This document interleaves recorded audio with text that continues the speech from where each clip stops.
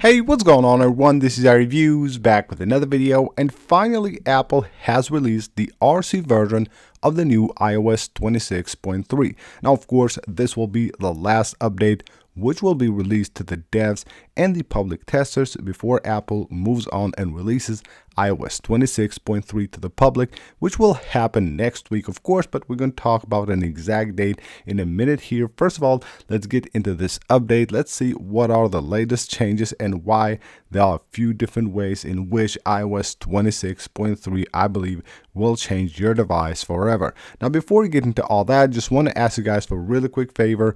Most of you guys that watch my videos are currently not subscribed to the channel, so if you enjoy the videos and you want to see more of them, hit the subscribe button. It really helps the channel a lot. Now first off, let's talk about the latest RC release, and you can see the size of the update here is quite big. It is at around 8 gigabytes. Of course, this will be different on different devices, but expect quite a big update because this of course will reinstall iOS completely on your device, so it will require for the update to be as big as it is. Now of course it will require more space for you to be able to update, probably 12 to 13, maybe even 15 gigabytes of free storage in order to update from beta 3 to the RC version of the new iOS 26.3. Now this won't be the case when you get the public release. If you're on iOS 26.2 or 26.2.1, of course that update should be way smaller. Now the build number for iOS 26.3 RC is 23D125. This is the new build number,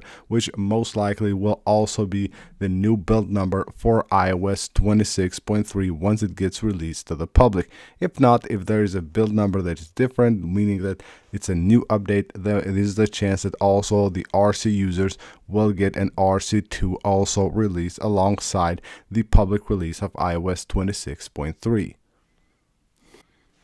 Now here are the 5 things that iOS 26.3 will do on your device that will change your device forever. First of all, precise location. Limiting precise location for carriers. Now this is actually an amazing new privacy feature that it's not that flashy, but it's actually really great.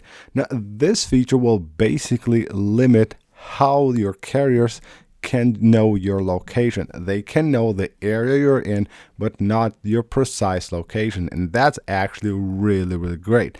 Now currently this feature will be available on the iPhones, the newer iPhones, the iPhone Air, the iPhone 16e, and of course the newer iPhones, the iPad Pro M5. So the C1 chip will be included, and this will also be based on carriers. Currently at the moment this feature is supported by the Boost Mobile in the United States, by EE and BT in United Kingdom, and Telecom in Germany. Hopefully this very soon will be available on other carriers and devices as well, because it's actually an amazing privacy feature to have. iOS 26.3 will also bring another great feature to messages: the end-to-end encrypted RCS messages. So if you use RCS for messaging, so meaning you're not using iMessage, but you have a friend that has an Android, for example, and you have to conversations with them, now they're secured with end-to-end encryption, which of course makes messaging way better,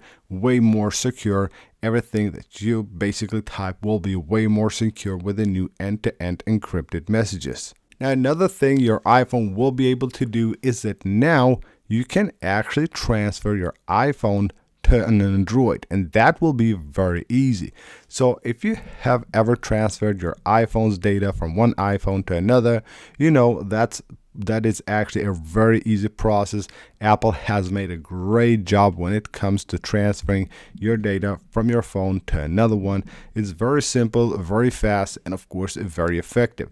Now you will be able to do that to Android devices as well. So you head onto your settings, you go under general right here, and then once you scroll all the way down, you will have here a section for transfer and reset iPhone. If you tap here, now you have a button that allows you to transfer your data to an Android device. So if we tap right here, you can see it says place the other device next to the one that you're basically using to transfer, and just like you would do with iPhones, you will be able to actually transfer. So you can see right here, it shows you everything you need to know but you can also tap right here on the learn more button. It will take you basically to Safari, where it will show you everything else, even though that page is not up yet. Probably will be once this gets released to the public, but you will have all the different information you need to know on how to move everything from your iPhone to the Android device. Now, one thing that will also change in notifications, but unfortunately this currently is available only on EU, is that now you can actually forward notifications to third-party watches. If you don't have an Apple Watch, you have another watch that's used maybe for fitness, you can actually now forward the notifications from your iPhone to that device, as long as you have it connected to your iPhone running iOS 26.3. Now, on the first beta, we actually saw that feature right here. It was just right here underneath the screen sharing feature, and it was available for everyone, but it looks like currently it will be available only in EU with the release of iOS 26.3, and hopefully in the near future coming to other devices as well.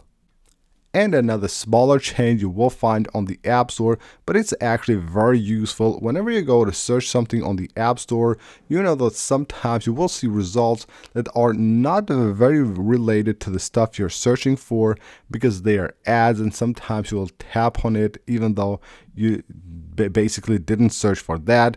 But what you will see with iOS 26.3 is that now those ads, basically everything that you see on suggested on the search section when you're searching for something, everything that you see that is an ad will have that blue tint around it, so you know that that is actually not a result of your search, but it's an ad that has been placed there. And now let's talk about battery and performance before we move on and talk about the release date for iOS 26.3. Well, the battery is actually not that bad. Here on this iPhone, we have a battery at 83% battery health, and you can see the percentages right here. It's actually not that bad at all. We're getting around 7 to 7.5 hours on screen with iOS 26.3, and this, of course, these results are on beta 3. We'll have to wait a few more days to test the RC as well, but it's not looking that bad. Also, the performance is actually really good, very smooth, and it also shows in numbers with Geekbench. It is actually one of the best performing updates of iOS 26. And now let's talk about updating and release. Well, most likely February the 9th, just like we have talked on the previous video, will be the day that Apple releases iOS 26.3 to the public. It might even happen a bit later that week, the 10th or the 11th, but 90% sure it will be the 9th, the day that Apple releases iOS 26.3. Now, if you're currently on iOS 26.3 betas, make sure you update to the RC. It will be the exact same update like the one that will be released to the public. Otherwise, basically, if you're on iOS 26.2 or 26.2.1, wait for Monday when we will probably get this update released, and go ahead and update. It is actually an amazing update, even though it is not packed with a ton of new features and changes.